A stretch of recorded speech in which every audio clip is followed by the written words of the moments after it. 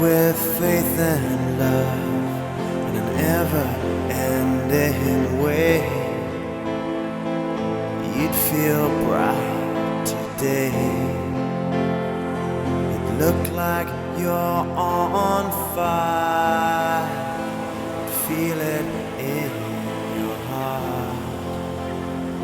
It looked like you're on fire, see it in the stars. Just see where you can shine. I remember at my lowest point with Emmy, getting to the point where I was virtually suicidal. I really just couldn't see any way out. I tried everything I could think of, and really it was just with the depression and the frustration and the ongoing sense of like no one really understood. It just felt like too much.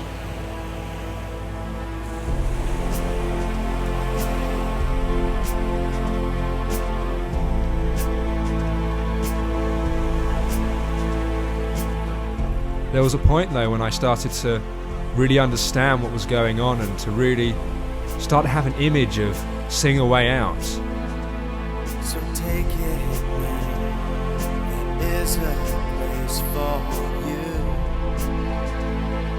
Don't be such a fool. Listen with the light of day. It'll be okay. I'm telling you this.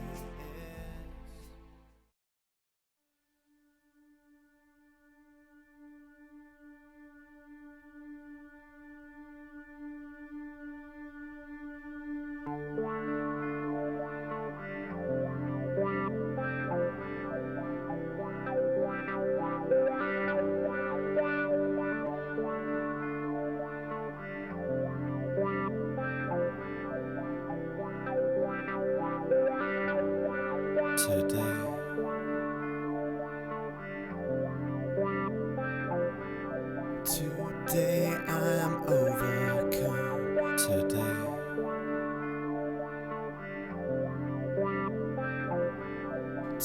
Today hope came undone.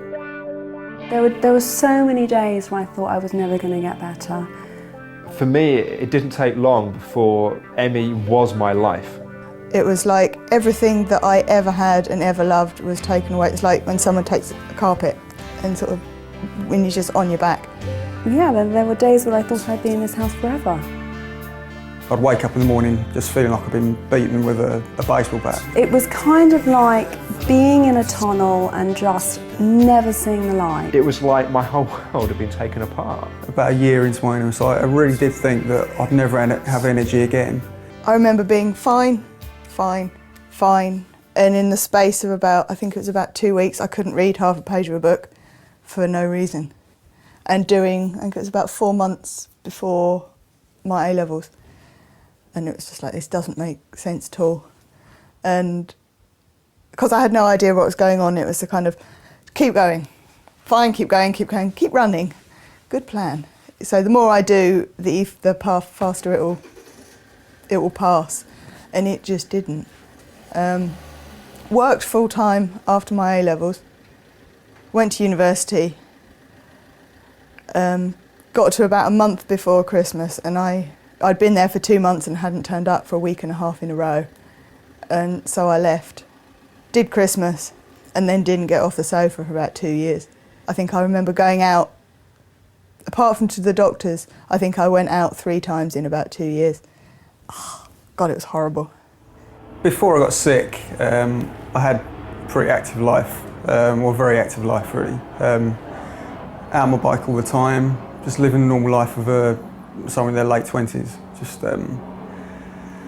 going out a lot. I just moved to London, been looking for my own place for quite a while, and did actually get settled in the summer to 2004. And in around the August, I was seeing someone at the time, and we were out on a date on the Sunday, and I started to just not feel right, and I started thinking, oh, this might it's just might be a sore throat or virus or something coming on. So didn't really think much of it, but the next day I woke up feeling pretty sick. Glands had completely swollen up, the throat was horrid. And I knew I was coming down with something that was going to probably knock around for a few weeks, and that'll probably be it. But it didn't. It dragged on and on for about the next 2 or 3 weeks. So I got a lot of time off work, and I decided to have some blood tests to find out really what it was, and it turned out to be glandular fever. I first got sick about 6 years ago. The main symptoms were a feeling of very, very anxious feeling. The adrenaline was flowing very fast, couldn't make decisions, even the smallest decisions. What time I should take my child to a friend. Panicked when the phone rang, actually, just panicked when the door went. Really horrendous headaches, the most horrendous headaches. I couldn't move my head. Very flu-like symptoms, and just a feeling of just not in control in any way at all, which was very, very scary. I think that the main feeling that I remember was horrendous pain throughout the body. This aching pain, like you would have when you have very bad flu, but 100 times worse than that. For me, pre-ME, in many ways, I was a happy, healthy, normal teenager. You know, I had 3 things that I lived for, which were music, sport, and my girlfriend. And, you know, really I lived a pretty typical teenager's life. You know, school was something to kind of get out of the way so I could spend time playing sport, hang out with my friends. And when I first got ill, it was like, at first, obviously, I just thought I had a virus or, you know, something that would pass in a few weeks. But as that started to develop into a few months and it became obvious that I had something a lot more serious than that, it was like my whole world had been taken apart. And it was really difficult to explain to people around me what I was going through, because it was like everything that I'd lived for suddenly just wasn't there anymore. To get a diagnosis, it took about 3 months, I think, of going through the whole process of feeling absolutely dreadful and actually feeling I was getting worse, and wondering why this glandular fever that I had wasn't actually going. But so I kind of did my own research, tried to find out why this was lingering on. And lots of people that had glandular fever that I spoke to said, oh, it can last for about a year, you know.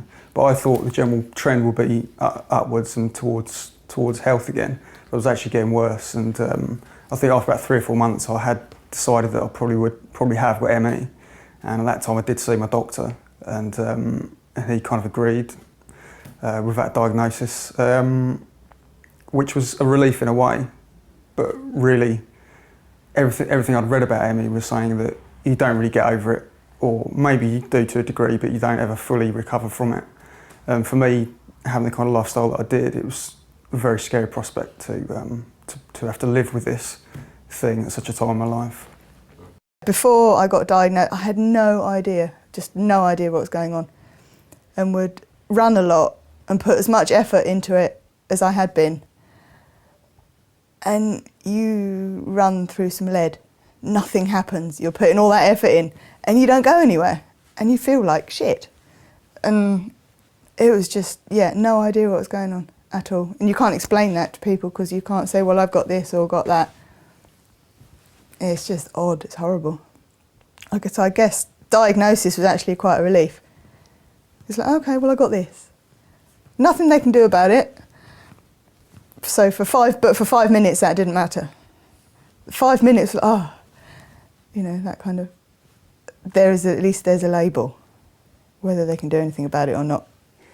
Being a mother and living through ME and not being able to give my children anything outside this house was possibly the worst thing I've ever had to deal with, because I tried to not at my very bad days, but when the days that weren't so unbearable for me, I really tried very hard to be as communicative as I possibly could be. and be the mother where I would cook and read to them if that was at all possible. But the worst part was just not doing it, not interacting with them outside the house. Not going anywhere outside this house for 2.5 years with my children, not picking them up from school.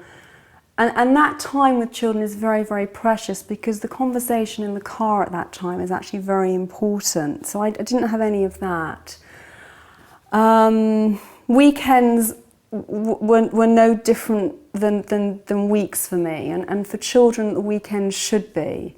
So they never saw the fun side of me that I used to show them. It was all this very serious stuff. And the only way I could stay being a relatively good mother was just to perform my routines, trying to cook for them, trying to give them a little bit of communication. So it was extremely tough. After I quit university, and I kind of couldn't get off the sofa, it was like everything that I ever had and ever loved was taken away. It's like when someone takes a carpet and sort of, when you're just on your back. And every single one of my friends, apart from one, was at university. So there was nobody around. I couldn't run, I couldn't read. Having a conversation was an effort. I couldn't eat anything. And it was everything that I loved felt like it had been taken away. I think that and my big proper relapse after about 9 years. And I swore that I could never ever go through what I went through again.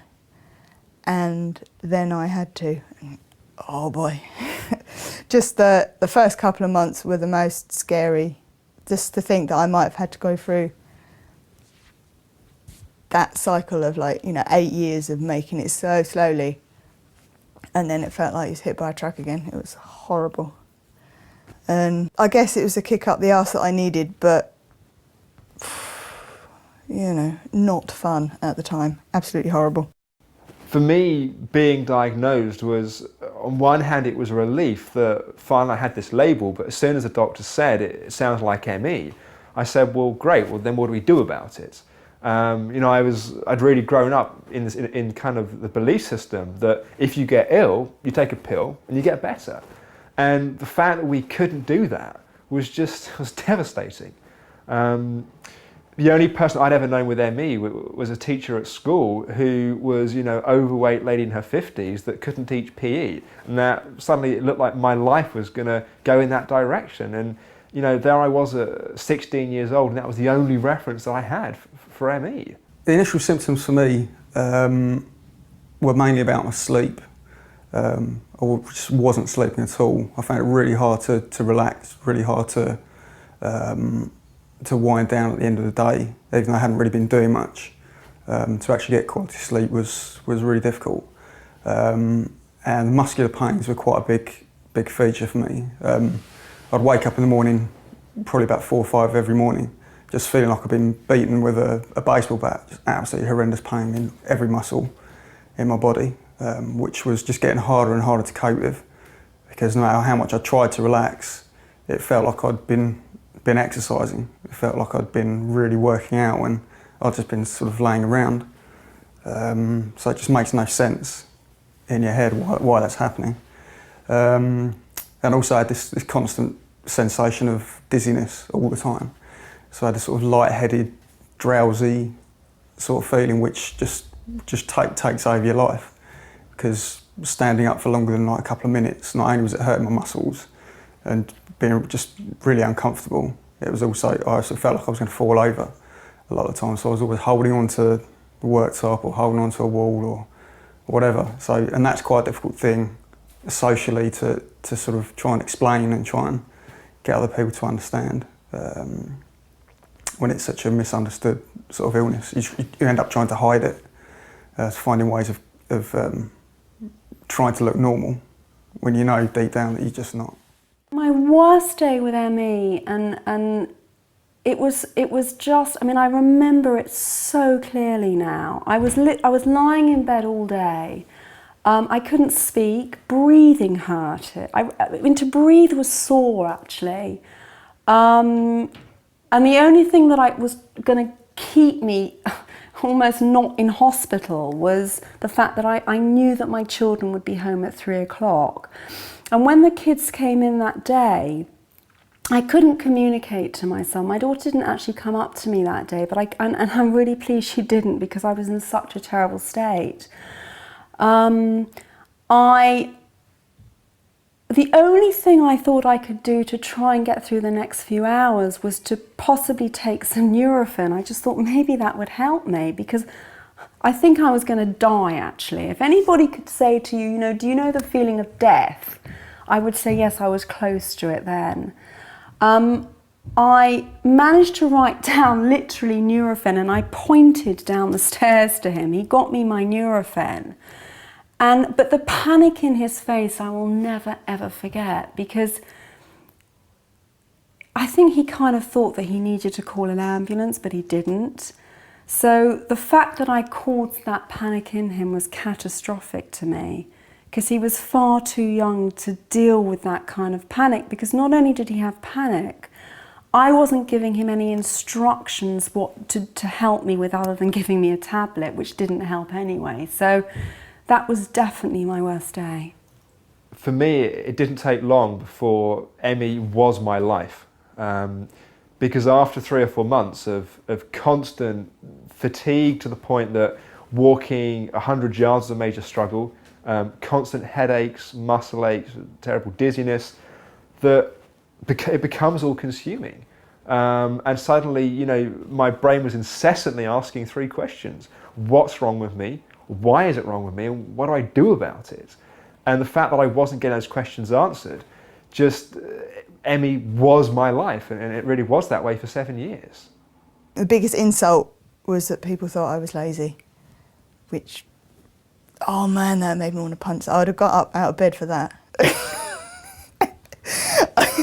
Oh yeah, that's about the only thing I would have got off the sofa for, actually, was to punch someone if they told me I was lazy.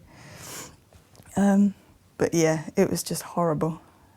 And I think, as well as that, I ended up either becoming or making myself quite depressed. So I think I ended up, apart from being ill, I wasn't actually nice to be around either. So it made it doubly hard for everyone else that was around. It was kind of like being in a tunnel and just never seeing the light, never knowing that you could actually see any outside world. I mean, the only outside world I saw was looking out my kitchen and looking out my back garden. That was the only thing I saw. I didn't see anything else. And it was, looking back on it, obviously still very painful to almost talk about now. To picture myself ever going into a shop to buy a simple thing like a pint of milk was just not in. I couldn't imagine ever doing that again. Yeah, I think the knock-on effects of this illness became apparent pretty early on. Although I was living with quite a good group of people in the house I was in, it was apparent that they had a life and I didn't. They were the ones going out. They were the ones inviting people round. They were, so there was quite a bit of jealousy there on my part, because I was just envied people that had a normal life, and I did actually withdraw from my social circle. I didn't mix people. I didn't phone people anymore. I had to force myself every few weeks to actually just make one phone call to a friend, because I was just so paranoid that I had nothing to say and I had nothing to contribute to other people's lives, because my life had become about this illness, which in a way was just so sad, because I had some fantastic friends, and slowly it all kind of just slipped away, which I never wanted to happen, but I think that was just the nature of it. What I wasn't able to do in the beginning, after I was diagnosed, was walk more than about 100 yards. Sometimes having a conversation was an effort. I think I usually had to have a bath instead of a shower, so I couldn't stand up. I didn't eat a hot meal for 18 months. Looking back on it now, eating all the things that actually made me feel sick, but they're the only things that I wanted to eat, and the idea of eating anything outside of that just made me feel even worse. No social life, no sport, didn't really read anything.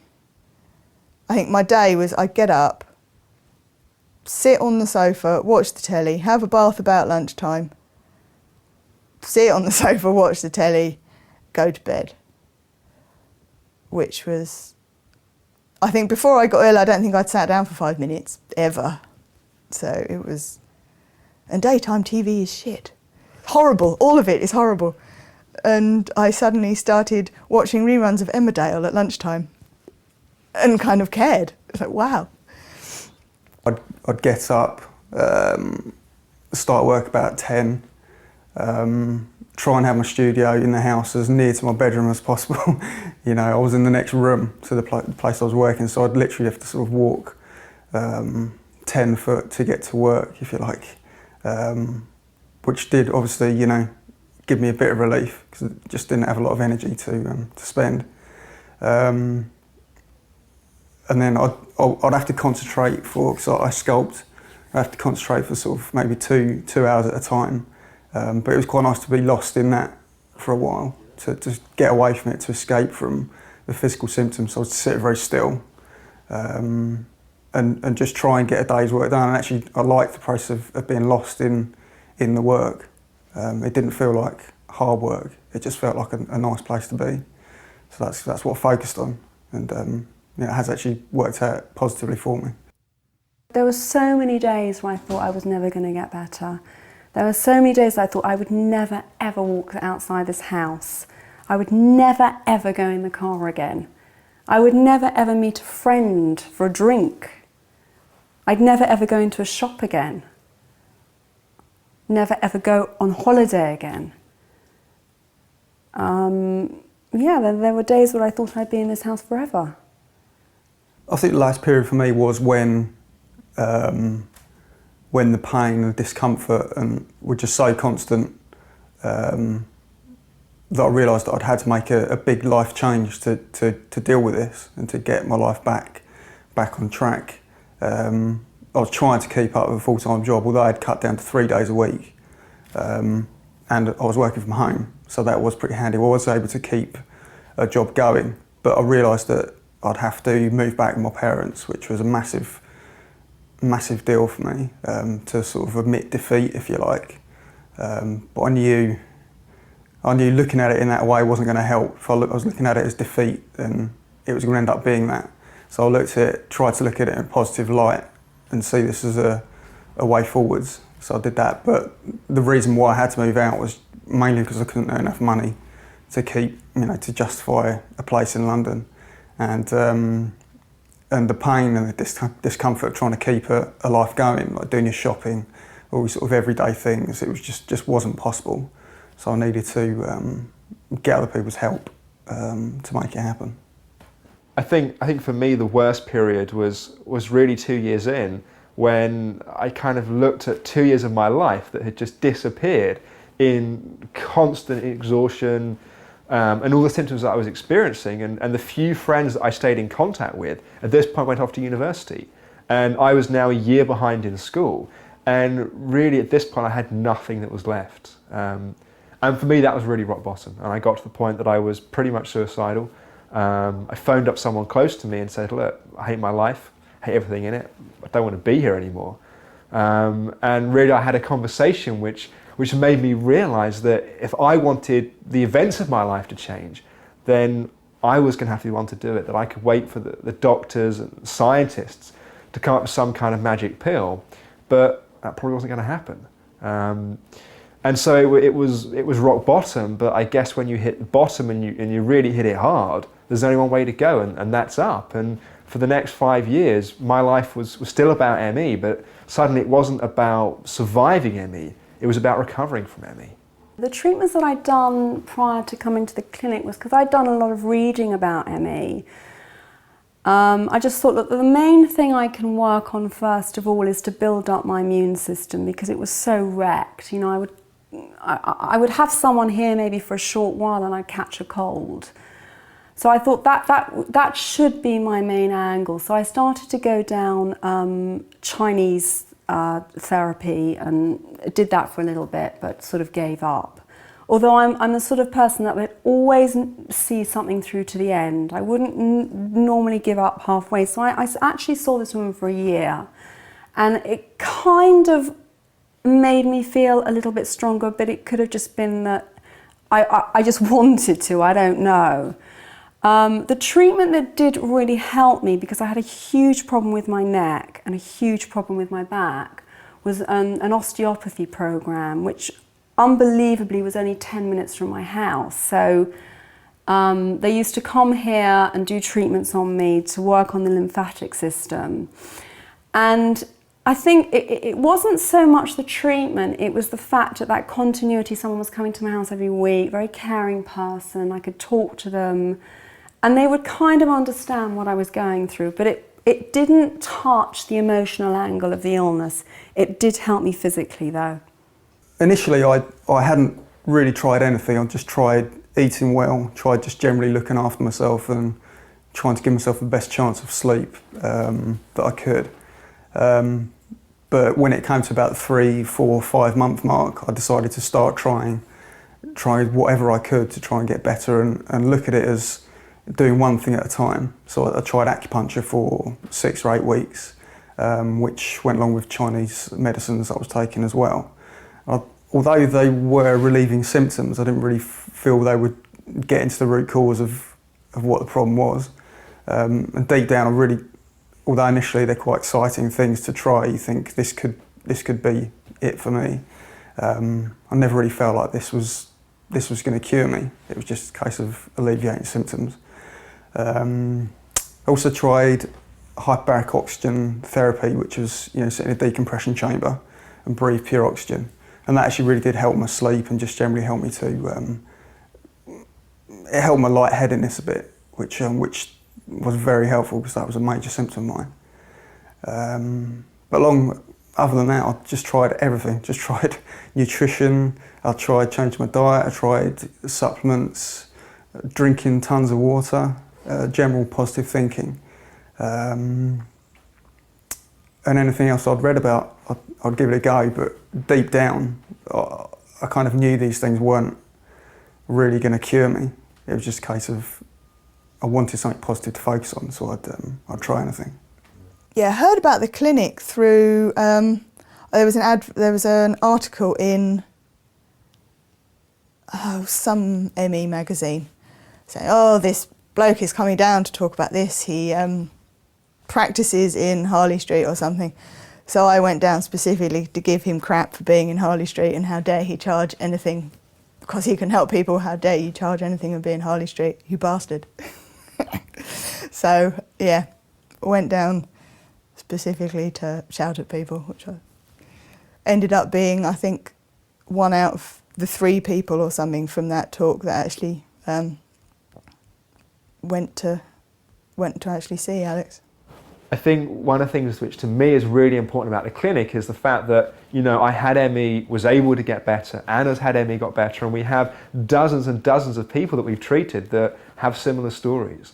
And I guess that's the heart and the essence of what it's about. It's not, there's a lot of clinics that are out there where somebody has trained in a certain modality, they've found that it's helpful with certain conditions, then they've kind of spent their career further refining that, which is very different to what the clinic's about, where it's really about truth seeking. It's about looking at all the different things that are out there, all the different approaches on a psychology side, on a nutrition side, in other areas as well, on a medical side, and trying to pull together the best of those different things, which means that we're always looking at the latest research, we're always integrating new things.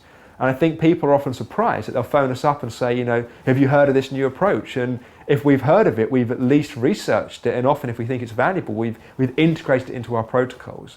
And I think that approach where we've been through it and we're not attached to any particular way of working, it's just about having the best approaches. I think that's really at the heart of what we do. I joined the ME Association when I first got sick, and I used to read their newsletters, look for answers, look for things that might help me, and never really got much from that, to be honest with you. Just general support, I suppose. The idea of it's quite nice to be connected to this thing, but I saw an advert for the Optimum Health Clinic, which initially just shocked me because it was about full recovery. Their ideas are about treating people back to full health, which I'd never really heard of as an idea with ME. It was always a case of coping with ME and living with it and dealing with it and all these ideas which never appealed to me at all. I never wanted to deal with it. I never wanted to cope, to learn to live with it. I wanted to get over it and get my life back. So for them to be talking about that and talking about actual physical things that you could do to help yourself back to full health was just wonderful. So I got in touch with them and spoke to Anna on the phone, and just all the ideas she was talking about just made perfect sense to me. So between the ages of 14 and 18 I was pretty ill, but it really kicked in when I was about 19. And what I found was that I was just getting more and more tired. Some of the symptoms were pretty horrible. I had really bad rashes, would find that I just couldn't get out of bed for days. I didn't understand what was happening to me, I just thought I was lazy. And I used to get really bad brain fog, which was horrible, but at the same time fairly funny, because I used to do ridiculous things like leave my pyjamas in the fridge and that kind of thing. And classically also, I had a car up with me at university because I couldn't really get anywhere. And I once looked out of the window and saw that my car was halfway down the road because I'd forgotten to leave the handbrake on. So my friends found that funny anyway. But it was really, really a tough time. And by the time I got to about the second year of university, I was finding I couldn't make a kind of 5-minute round trip to the faculty building. And that's when I knew that there was something really seriously wrong. I actually ended up having to drop out of university for a period of time and take some time out. And at that point, I really began to quest for answers. And that whole process was a pretty long one. So I suppose part of what we're trying to do in the clinic is to make that a lot easier for people. Because for me, it was a whole process of trying to understand what was going on, what ME was, because my doctor wasn't really giving me any answers, and also then beginning to look for what the possibilities were for helping myself to get well. And that was really about looking at every book that I could find and everything I could find online and seeing hundreds of people to try and find answers. Hi Jill, come in. I originally heard about the clinic from a recommendation actually from my parents.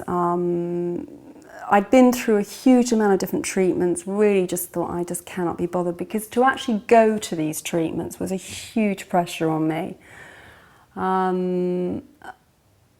So I just had an inkling that, you know, that there was a website that Alex had, and I would view it and just almost make my assumptions to whether I could even be bothered to go and start another bloody treatment, because I'd been through a major nutritional angle which just absolutely didn't work. I'd been through so many different treatments that I just thought, this is the end of the road. I've tried, I haven't given up, but I could not see any light. So when I started reading Alex's story on his website, the only thing that really got me to go was the fact that he'd been there, he'd been through this situation. So I knew that even if I didn't gain anything from it, I could talk to him and he would understand exactly what I was saying, that it was a truth, it wasn't something that I'd made up. I think first few appointments, the first one was kind of, oh my God, I'm in London. Someone had to, pick me up from my house. He drove me, put me in a taxi to outside the door, got me in a taxi outside the door at the end of the appointment, drove me home and all that kind of stuff. And when I was in there, it was like, Alex was the first person that I had heard speak about ME that actually felt like he was talking about mine, rather than, I don't know, all these symptoms that I kind of didn't have. And it was like, fine, excellent, someone will help me. Oh shit, I've got to do some work. I was like, oh, I can't be bothered. I want someone to go, this is what you do. There it is, done, gone, finished. Now you're better. And I remember in the car on the way home thinking that I have this technique now and I can use it and see if it makes any difference, or not bother and kind of never know. And I had, the thing what I had to The only reason I actually did it was I had to prove to myself that I wanted to be better, because I'd been ill for so long, and even though it was shit, it was kind of comfortable, and that's all I'd known since I was 17. And so yeah, I had to prove to myself that I wanted to be better, so I did it. After having ME for 7 years, I guess I was left with a real desire to help other people in similar situations. You know, when I'd spent so much of my time reading and researching, 600-700 books in related areas, doing numerous training courses, that there was a lot of knowledge that I wanted to get out there. And so I wrote my book, Why Me, which was really just an emotional account of what I'd been through. And Why Me was eventually published, and I spent the next year or so traveling around the UK speaking to health groups, ME groups, really just sharing what it was that I'd learnt, what it was that I'd been through. And quite soon I was getting booked up, people wanting me to work on a one-on-one level. And around that time I met Nikki, who is now Director of Nutrition at the clinic. Nikki had spent 10 years traveling around the world doing numerous training courses, looking in really the main thing, how do you give people more energy? And Nikki and I really shared this passion for helping people and for knowledge and being at the cutting edge. And so we met Anna, who is now Director of Psychology at the clinic. And Anna, like me, had been through ME and made a full recovery. And I guess that gives her a really unique sense of what people are going through. And in the years since then, the clinic has really just grown primarily through word of mouth because of the results we've been able to get with people. And we have a database now of around 5,000 people in the last year alone, either by telephone or face-to-face. We've worked with nearly 1,000 people, and we have patients literally all over the world. We have patients in New Zealand, Australia, Singapore, France, America. So it's been, a really very exciting and also incredibly rewarding journey. In the clinic, both professionally and personally as a group, we have a commitment to ongoing research and what we'd call never-ending improvement. So that's why for the last, I'd say 15 or even 20 years, I've been constantly researching in the area of health and happiness. So before I met Alex, that was sort of 2 or 3 years ago, I'd already done a lot of research and kind of incorporated this idea of constant never-ending improvement in my life. So it's ongoing training and research is just part and parcel of what we do, as I say, professionally and personally. As I say, before I met Alex, I'd done a lot of training courses that were around the world, covering everything from food to psychology to just sort of how to have optimum health and well-being. And then once I'd met Alex, when the focus became more specifically about ME, we've taken exactly the same approach to that. So that's one thing about any protocol we have in the clinic, it's always evolving. And there's never one fixed protocol, it's always in flux, because we're always looking for either the latest research, the latest new findings. There are new papers coming out all the time, scientifically researched papers. We take a very broad-minded approach as well. So we don't get stuck on one answer. We'll look at lots of different approaches that other practitioners are also taking, and we'll incorporate that into our program as well if we think it's working.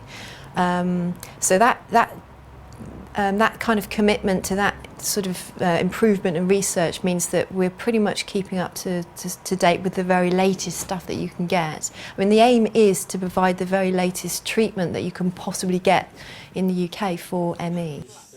When I had my first session at the clinic, it was a 2-hour session, and I was so excited and so trepidatious about the experience. I thought, I'm starting on a road here to full recovery, and I just knew that this was going to work for me. So to sit down with a professional that really has treated people with this illness before, and they know exactly what they're talking about, and so skillful and so knowledgeable about this illness, it instantly gave me comfort, and it instantly made me think that I'm doing the right thing. So the initial part of the treatment was to really work out what was going on with me, and to look into my mind and see exactly how I was keeping this illness going and keeping the pressure on myself, which I'd never really thought about it like that in that way before. but I discovered a lot of things that were going on inside my head and with my body that I'd never thought about in a whole year. I was just thought, this is physical, there's nothing I can do about it. But when I really started just looking at how my mind was working and how my body was responding to that, it started to make perfect sense to me. So to get into using these techniques, which Anna showed me, just felt like I was really taking the first step towards that full recovery. My first appointment with Alex, I was actually going to cancel this first appointment because I really didn't think I could get there. That was my main, and I didn't think I had any. I kind of thought, what else have I got to say that I've said before that I've never had the response I needed? And I've come back from different appointments and I've actually felt worse because somebody almost had made me feel that I was a fake, actually. But if they actually knew my true personality, they would, it was absolute rubbish, but they made me feel like that. When I went to Alex for the first time, it's the first time I felt, after 2.5 years of actually being in this room, that somebody actually understood this nightmare I'd gone through. It was, it couldn't be described as anything else because my life was taken away from me. And he kind of started to sort of implant a seed that I would kind of get my life back. And that was even in the first session. I thought, hey, somebody really is going to help me here. I know that one of the questions that people ask a lot is, I've done everything. How is this going to be different? How's this going to help me? And actually, what I tend to say to people is, a lot of times you'll have done certain things, often in certain orders, but very often you haven't integrated all of that together in the way that's going to work. And I suppose the whole point of what we're doing at the clinic, the whole work that we do really, is to find the right order to integrate these approaches. By that I mean, you're a mind, you're a body, you're a soul, there's all of this together and we need to work on each of those levels. What that means from our point of view very often is that we need to get the nervous system calm enough that you then can take the supplements and the nutrients that are going to actually help your body to repair itself. Very often what people will do is take supplements but find they can't tolerate them, or they just don't work because they're not actually able, the body isn't able to absorb them. So by calming the nervous system and then getting the nutrients in, the body can use what it needs. Equally, people would have done some work on the psychology sometimes, would have said, it hasn't made all the difference. And sometimes it's the way that they're doing it and they need a different approach. And sometimes it's actually about incorporating what's going on the physical side as well. By putting it all together in this way, really creating those bits of the jigsaw and putting it together correctly, for them as an individual, that's really what's going to make the difference. Quite often people are surprised to even think that we have a psychology department because obviously ME is a very, very real physical illness.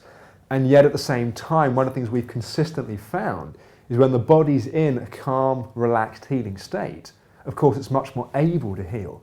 Very often people are in exactly the opposite state to what they need to be in because of the stress, the anxiety, the worry caused by being ill. So by teaching someone how to calm down their nervous system, very often what then tends to happen is people find that because they're in a healing state, suddenly their healing journey becomes much more accelerated. I think there was a point for me where it did feel hopeless, and that was probably about 6 months into being ill, or 7, 8 months into being ill, when I was not getting better at all. If anything, I was getting worse.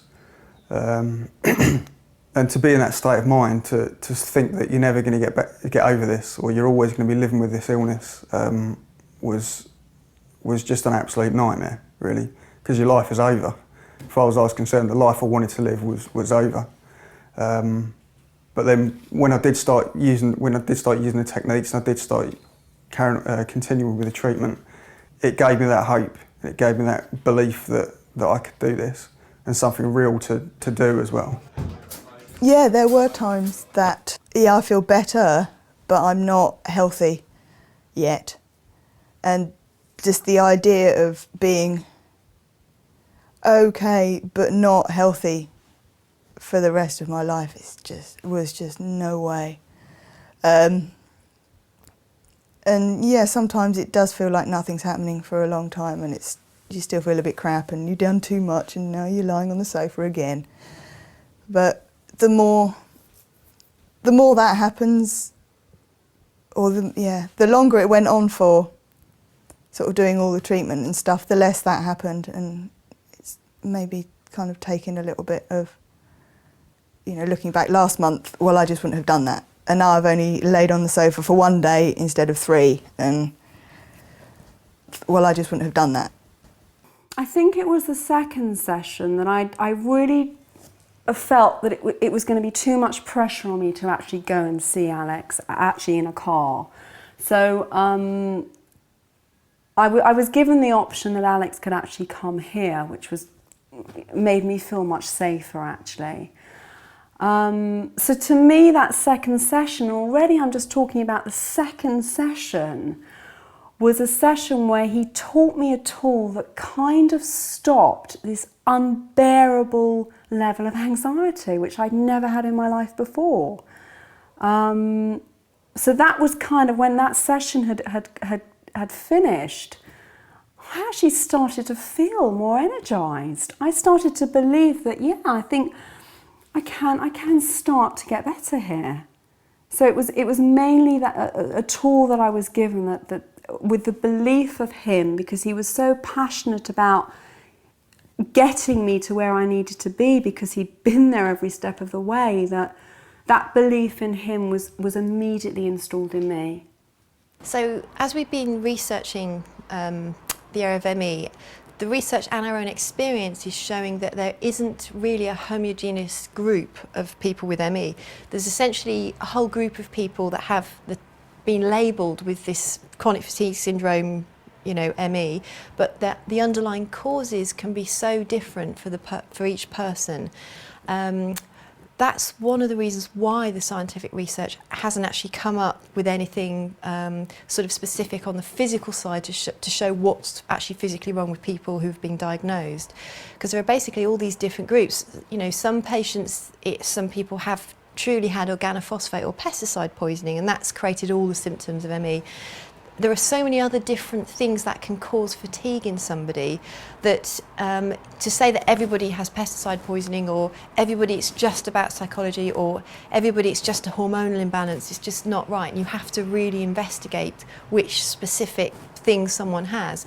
There are researchers, world-renowned researchers who specialise in ME, who are now calling for sort of the recognition and definition of subgroups, and that would really take the scientific research way forward, because it means we'd actually start to identify specific groups, and then we can have obviously a specific treatment protocol for that individual group.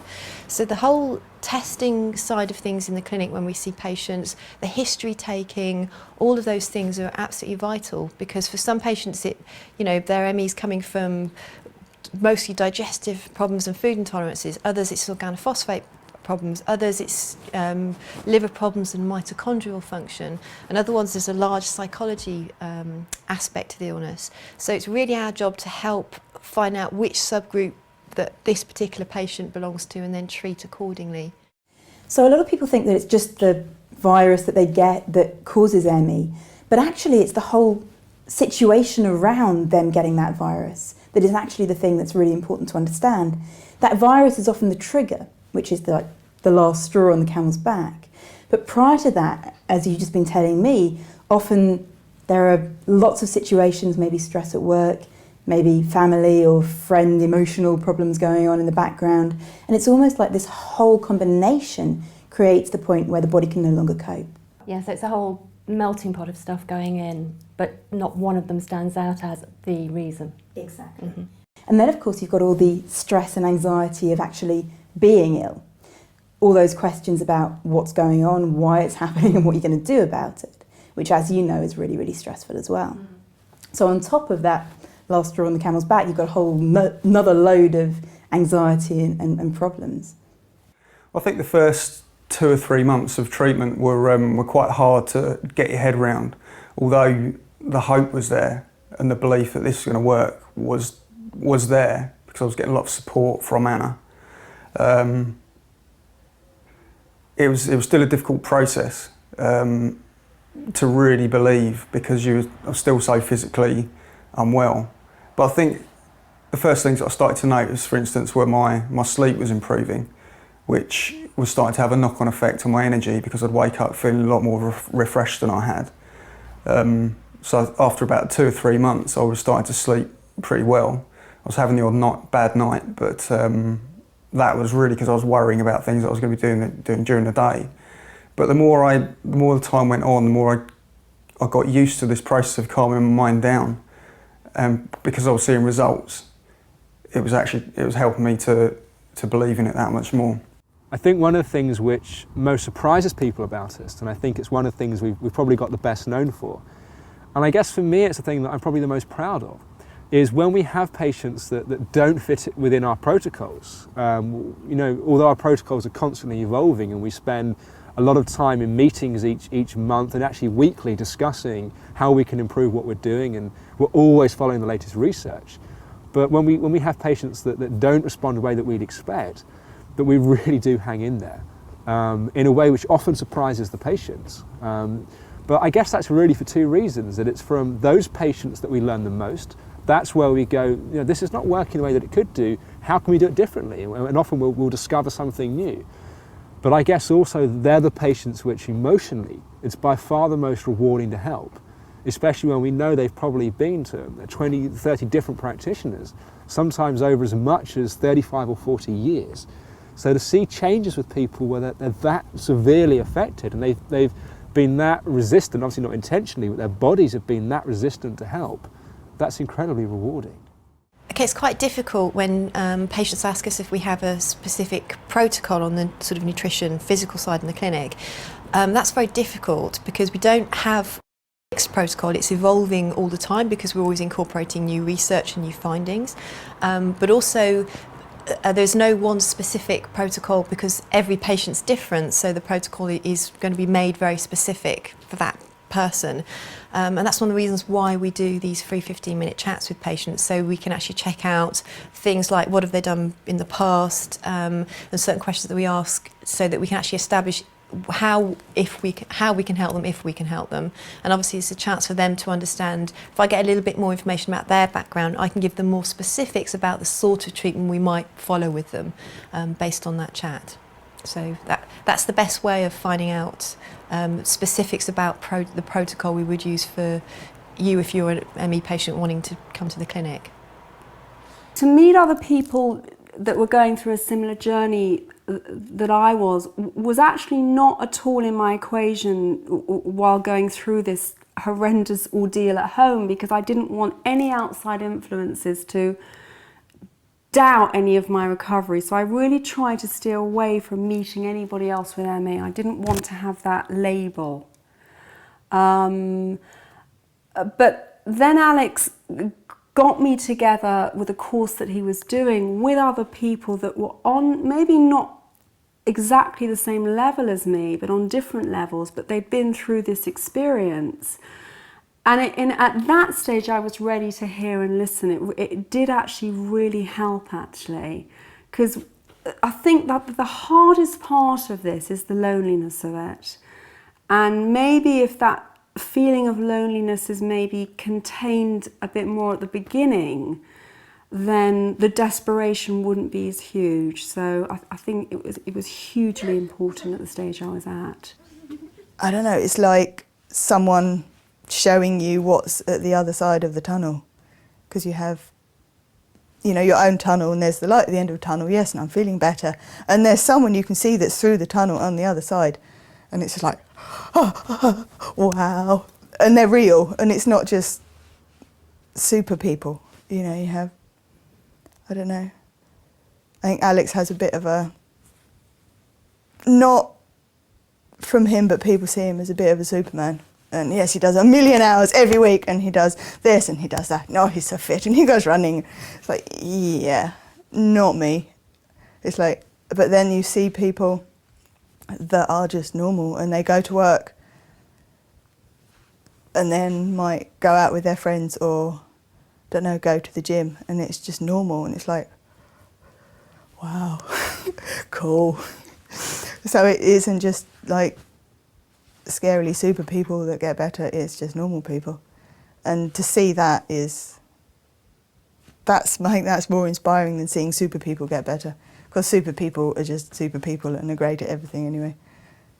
Patients very often find that by hearing about each other's stories and by meeting each other on courses and also through mediums like this, that by hearing about other people making full recoveries and other people's progress, what we find is that it inspires them, that it's possible for them to also do the same thing. So that's also one of the things we hope from this DVD, is people watching it will kind of sit there and go, God, well, if it's possible for them, then it's also possible for me.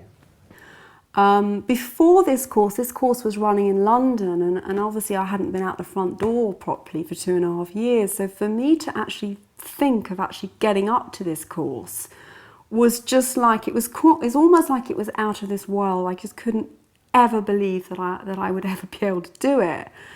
I hadn't driven for over 2.5 years. I hadn't been on any public transport. But having very few treatments with Alex, I think it was in the September, I actually got on a train to Harley Street. And I hadn't really been out of my area before that. But I managed, and I remember the morning that I went by train, there wasn't really very much fear there. It was kind of like, yeah, you can bloody do this, and if you don't do it, you can just go home. And I did accomplish it, and I did get to Harley Street, and I met some fantastic people. I think for me, I started to see a real difference probably after about 5 months. I'd been absolutely religious about this this treatment and making sure that I was putting my whole life into getting this right. And after 5 months, I did start really noticing that my energy was starting to come back. I remember one morning just coming down and saying to my mum, yeah, this is working, I'm starting to feel well again. And I was just waking up with this feeling of wellness, which almost appeared in about in the span of about a week. I started to notice it more and more. And then probably month 6, month 7, just built up on top of that. Although it wasn't a steady curve of recovery, it was a general trend towards just wellness again, which was just amazing to have that happen. I think for me, the turning point was realising that it was going to have to be me that changed it. And at that point, it wasn't that physically I felt any better, but I did feel like I'd taken back some control. It was like, as opposed to waiting for some external person to turn my life around, I made the decision that, you know, if I wasn't going to kill myself, I was going to do everything I could to turn my situation around. And I read, you know, over a period of 5 years, 500, 600, 700 books on health, nutrition, psychology, healing.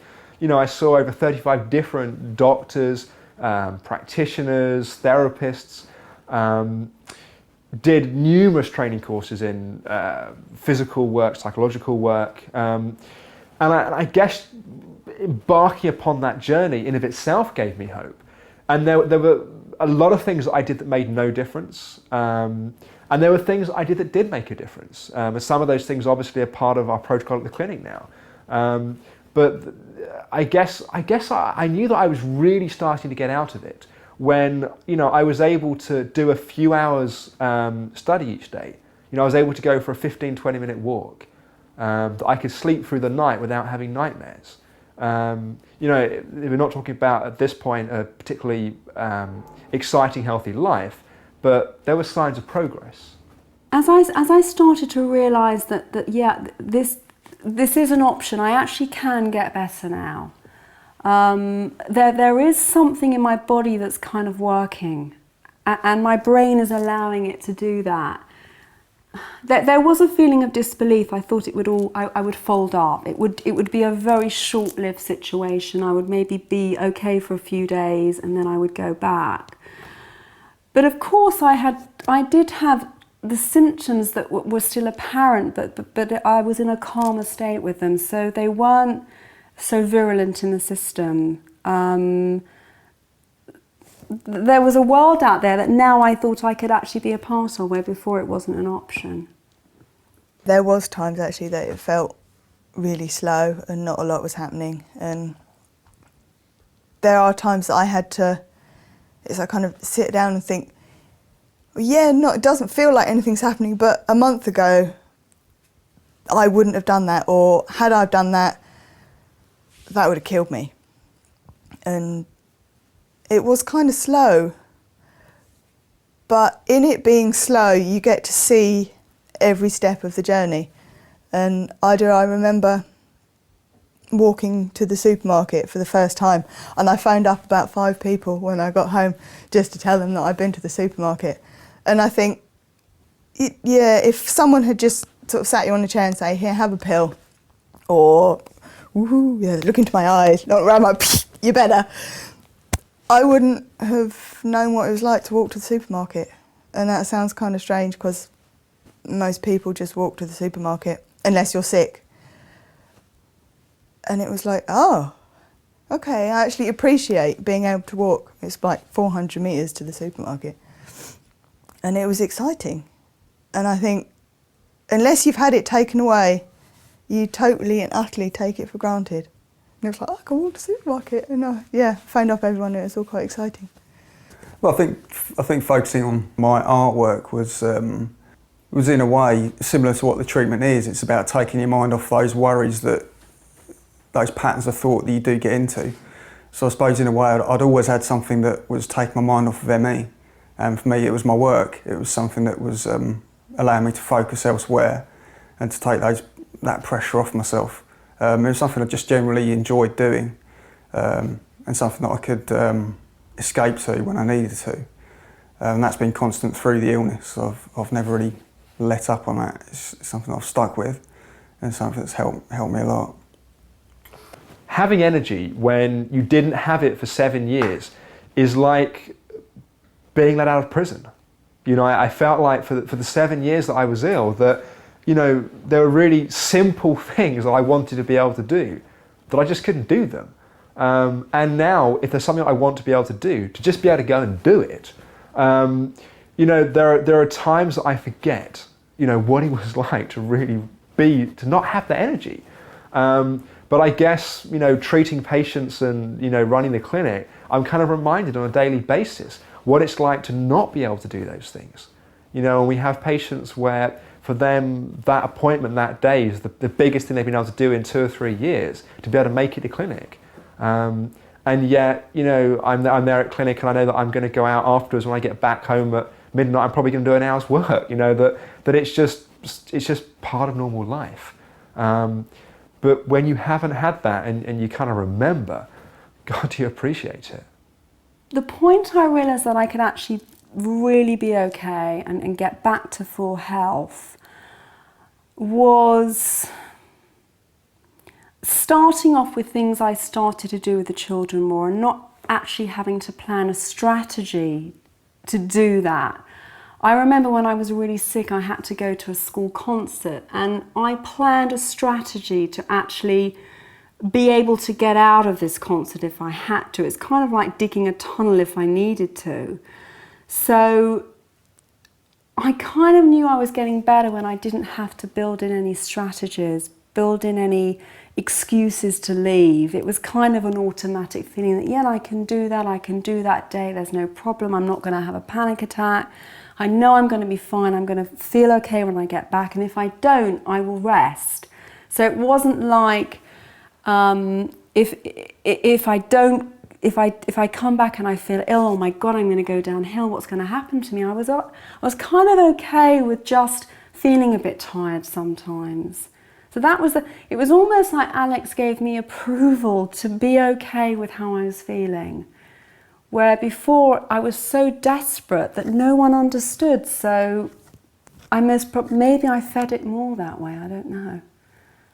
The beginning of this month, I signed off the dole, and then 3 months before that, I'd signed off the sick, and that was the first time in 12 years that I've actually been working for some money, and it's like, oh, okay, finally becoming an adult.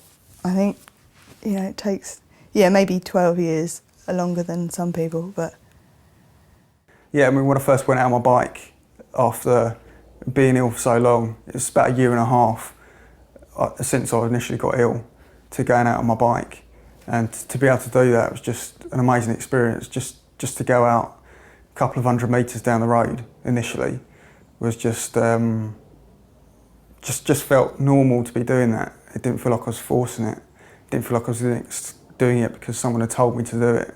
It's because I wanted to, because I felt up to doing it, because I wanted to start building my body back up to full health and back up to condition, which is fantastic. Going out with the kids for the first time after being in for those years was, I think, my son's birthday actually.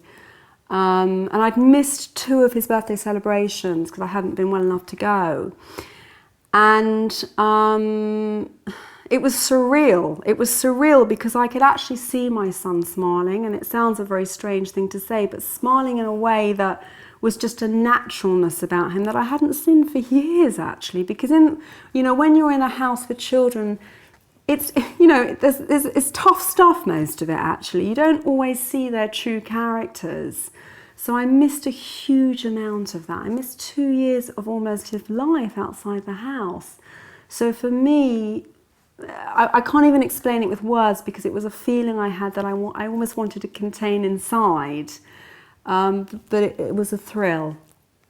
A friend of mine bought me some running shoes a couple of months ago for the first time. Yeah, since I was 17, and I actually wore them, and I went running, and it was like 10-minute jog. Felt like forever running through custard, but I did it, and it was like, oh, I can run, and it was so cool. I went swimming and I played badminton, and it's fine. I'm just a bit unfit, but I don't know. I think because I was fit before, it's scarily not as unfit as I think. People seem to, oh, you can do that. Wow, that's quite a lot, and doesn't feel like a lot, and it's like, wow. But yeah, so for the first time in 13 years, 2 months ago, I went running. Yes, very cool. And it's good. We like it. When I started physical things again, it felt like I was free. I was finally free. I didn't have to ask someone to help me. I didn't have to rely on anybody. I could go for a walk and feel okay and come back, because there were loads of situations through my recovery that I went on walks and I actually then couldn't get back. So then that released so much more panic in me. So when I started to be able to go for a walk, and I was very, very careful at the beginning just to time these walks and then add on a few minutes once a week almost. So the main thing I really got out of that was just having my freedom back, not having to tell people where I was, what I was doing. You know, to actually be independent again, that was the main thrill for me, to be me. It was probably about a couple of months ago when I did realise that I have actually kicked this as an illness, and anything that's still knocking around now is about stamina, it's about just building my conditioning back up. But as for a particular point, I think it was just one of the last sessions I had with Anna, which was just when I actually believed then that I don't really have ME anymore, or I don't have ME anymore. So to finally break that and to realise that you're at that point is just makes the whole thing into a positive experience, because you realise that you've gone through this nightmare and you can barely remember it anymore. You can put it into words, but it's just something in your past. It's something you can look back on and realise that it's made you into a better person. One of the things that strikes me most when I see patients is the amount of effort it takes for them to do just simple things on a day-to-day basis. And then I look at my life and the fact that I take for granted every day that I can work as many hours as I want, I can go to the gym, I can see friends. So I think it's amazing how things can change. And I think Alex and I are both living testament to that. I can now go, well, now this is what I want to do. I want to be a musician. So I'm going to be a musician, and I'm going to do work around it. And I guess, to have the guts to just go, no, this is what I want to do, so I'm going to try. And yeah, like so many people have said, oh yeah, millions of people want to do that. Tough. Someone has to make it, why can't it be me? So it will be. And I don't know, I think I had to prove to everyone that I was clever, that I was really clever.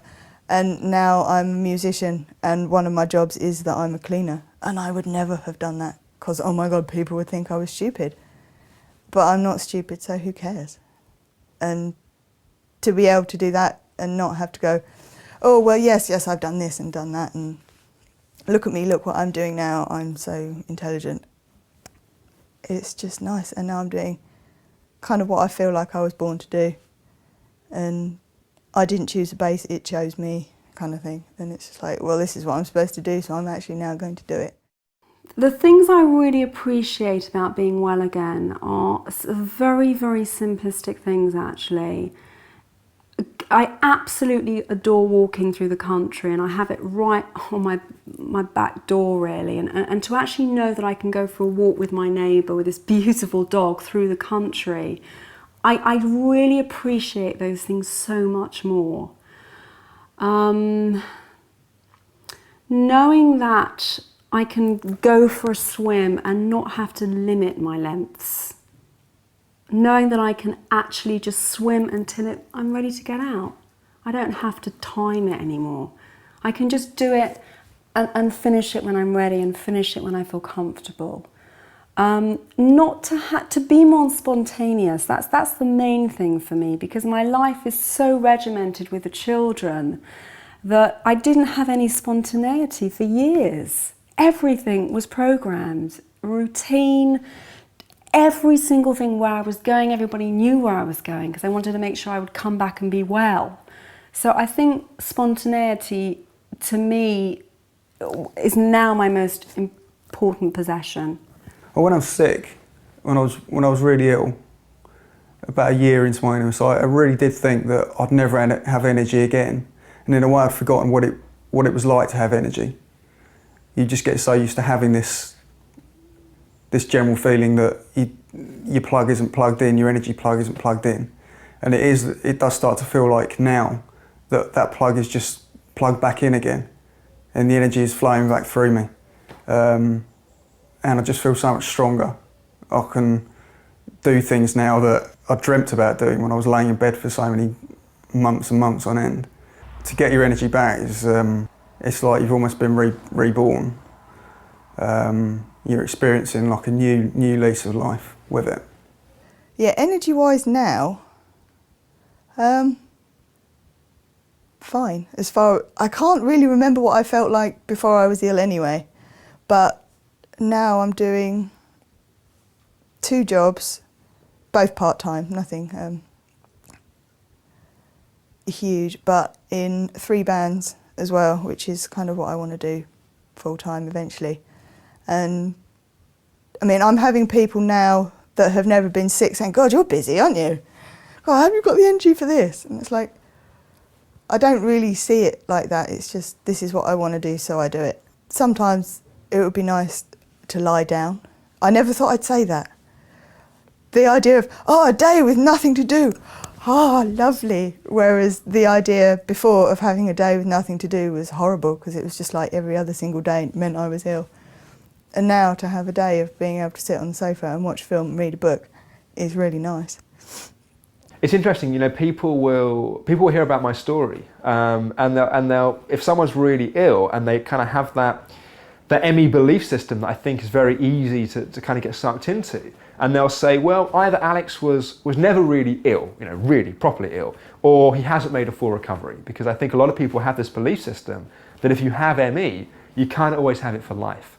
And yet, you know, I can remember being so ill that I couldn't even make the journey to the doctor's, which was 5 minutes away.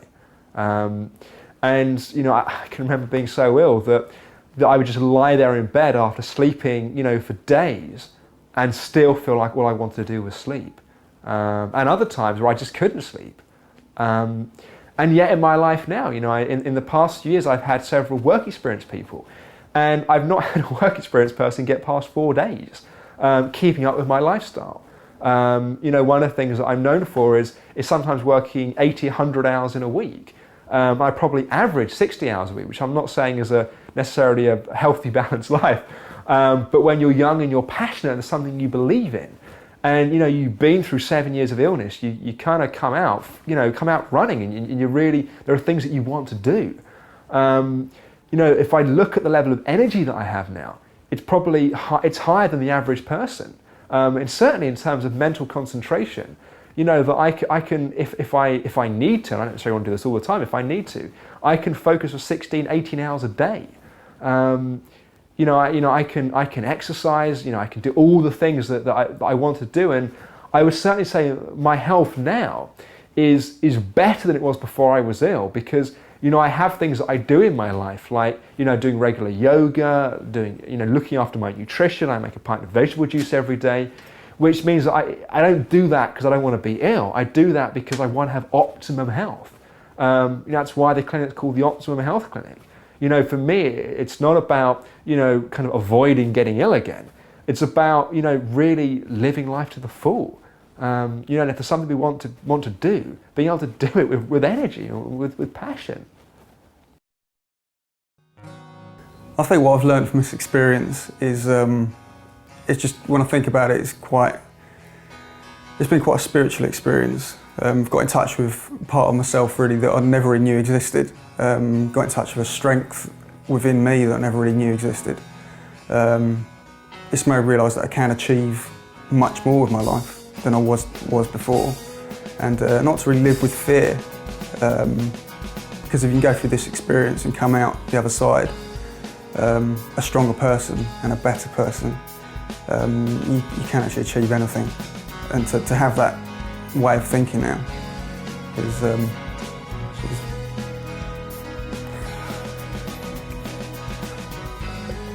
is what?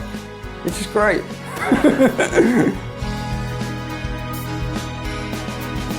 I think if you think that you will never get better, then maybe you've been ill for too long and nothing works. That's just not true. I sat in a session with Anna, and someone who'd been ill for 35 years, and he was improving. Having energy feels like, just for God's sake, don't take it for granted, because it's such a precious thing to have. Because without it, your personality doesn't come through. Nothing passionate about you comes through. So energy is your most important possession. So if you have it, just make such good use of it. And that's what I'm doing now.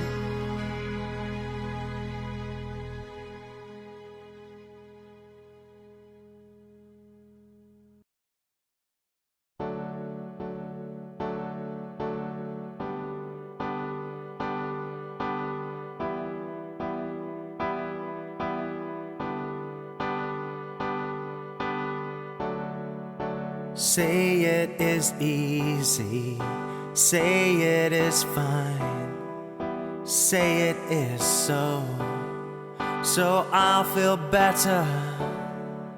The time is now, and there's just no use of holding on to words that you'll say never. Yeah, you can say what you want, but you can't say what you feel. You say you can't see the future. You say it's hard sometimes,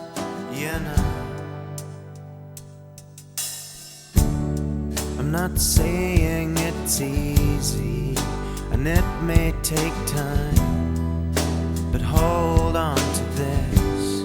It won't last forever. Nothing is wasted, and nothing can be great. You can hold on to me. What, when, why, where